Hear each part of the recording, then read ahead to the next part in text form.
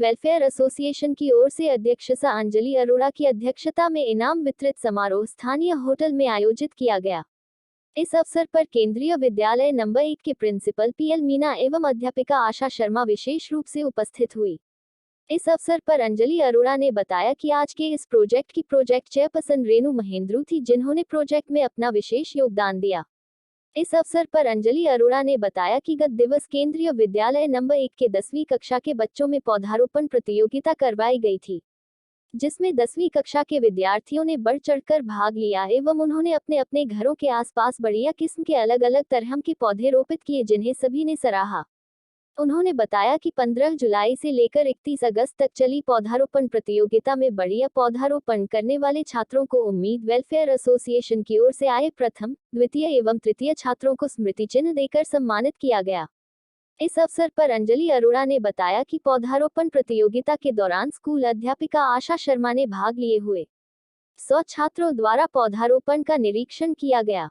इस अवसर पर अध्यक्षा अंजलि अरोड़ा ने कहा कि एसोसिएशन का मुख्य उद्देश्य है कि आने वाली पीढ़ी को वृक्षों की विस्तृत जानकारी देना एवं पर्यावरण को कैसे स्वच्छ रखे बच्चों को जागरूक करना है।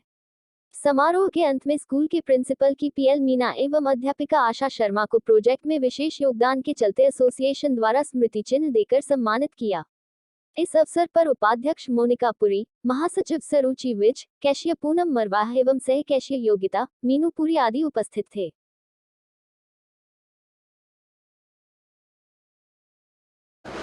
आज उम्मीद वेलफेयर एसोसिएशन की तरफ से ट्री प्लांटेशन का जो प्रोजेक्ट था वो पिछले एक डेढ़ महीने से चल रहा था। हमने उसका ये जो टाइमिंग है वो 15 जुलाई से लेकर 31 अगस्त का दिया था हमारे केंद्रीय विद्यालय नंबर 1 के विद्यार्थियों को। केंद्रीय विद्यालय नंबर 1 के 10वीं कक्षा के जो विद्यार्थी थे उन्होंने यहाँ इसमें पार्टिसिपेट किया।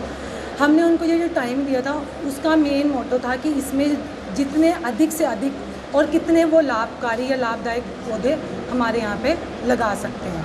तो इसमें बच्चों ने बढ़ चढ़ कर पार्टिसिपेट किया और किसी ने अपने घर के आसपास 9, किसी ने 10, किसी ने 4, किसी ने 5। तो पार्टिसिपेंट्स तो बहुत सारे थे, बहुत सारे बच्चों ने पार्टिसिपेट किया, पर उनमें से हमने कुछ ही बच्चों को फर्स्ट, सेकंड, थर्ड और कंसोलेशन प्राइजेस दिए गए। इसका मेन जो उद्देश्य था यही था कि हम बच्चों में ट्री प्लांटेशन का जो वैल्यूज़ है कैसे इनकलकेट कर सकते हैं, क्योंकि जो फ्यूचर जनरेशन है, ये जो आने वाली पीढ़ी है, उनको इन चीज़ों के बारे में अवगत करवाना ये हमारी रिस्पॉन्सिबिलिटी है। क्योंकि पर्यावरण क्या है, पर्यावरण हमारे लिए क्यों ज़रूरी है और हम इसको कैसे संभाल के रख सकते हैं, ये चीज़ें हमारी पीढ़ी को जानना बहुत ज़रूरी है। अभी जैसे हम कोरोना काल में इस पैंडमिक से गुजरे हैं, तो हमें ये पता ही नहीं कि ग्लोबल, आम इंसान तो अपना इतना बिजी है कि उसको यही नहीं पता कि ग्लोबल वार्मिंग क्या है, वो अपने डे टू डे वर्क में इतना उलझा हुआ है। तो हमारा ये एक रिस्पॉन्सिबिलिटी बनती है, जिम्मेवारी बनती है कि हम अपने जो आने वाले बच्चे हैं, छोटी पीढ़ी है, जो अपनी नेक्स्ट जनरेशन है, उनको इन चीज़ों के बारे में अवगत कराएं। पर्यावरण क्या है और एनिमल्स है या जो इन्वायरमेंट में जो चीज़ें होती हैं उसको हम कैसे सेव कर सकते हैं। टारगेट क्या रखा गया था, मैक्सिमम कितने प्लांट जो है प्लांट किए गए?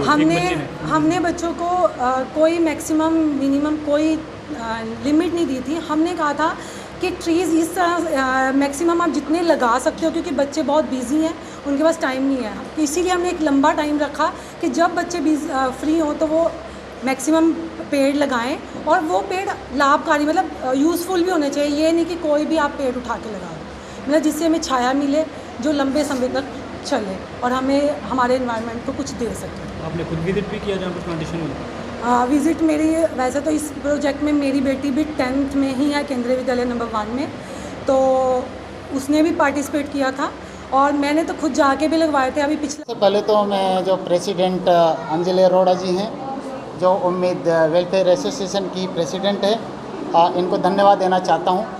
हम शुक्रगुजार हैं कि इन्होंने एक बहुत ही महत्वपूर्ण ट्री प्लांटेशन प्रोजेक्ट चलाया।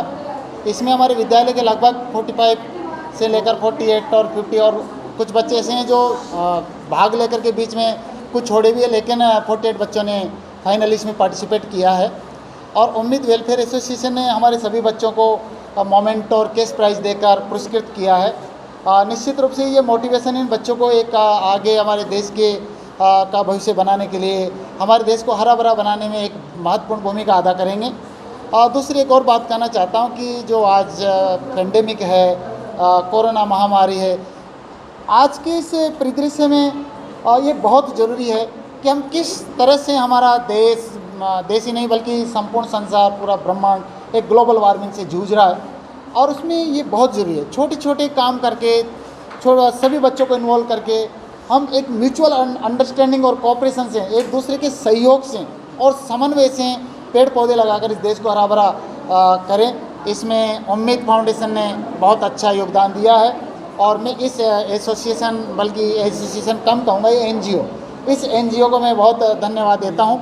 इनके सभी पदाधिकारी को धन्यवाद देता हूँ कि ऐसे प्रोजेक्ट कर रहे हैं और अगर भविष्य में भी ये उम्मीद एनजीओ अगर मेरे से आकर बात करता है तो इनको हम पूरा कोऑपरेशन देंगे।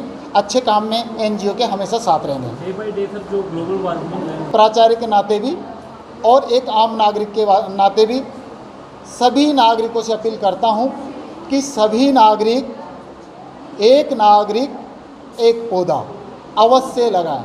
दूसरा एक और कहना चाहता हूं, प्रत्येक इंसान अपने पुत्र पुत्रियों के जन्म दिवस पर, अपनी मैरिज एनिवर्सरी पर या कोई और भी अन्य एनिवर्सरी अगर हम मनाते हैं उस पर एक पौधा अवश्य लगाएं और उस पौधे का पालन पोषण भी करें, उसको देखते रहें। और ये भी कहना चाहूँगा कि हर वर्ष जब भी आपका जन्मदिन आता है तो प्रति वर्ष अलग अलग तरह के पौधे लगाएं। कभी छायादार लगाएं, कभी फलदार लगाएं, तो कभी मेडिसिनल प्लांट लगाएं, ताकि हमारे देश में किसी प्रकार की कोई कमी न रहे और हम मेडिसिन से लेकर छाया, फल सभी पर आत्मनिर्भर बने।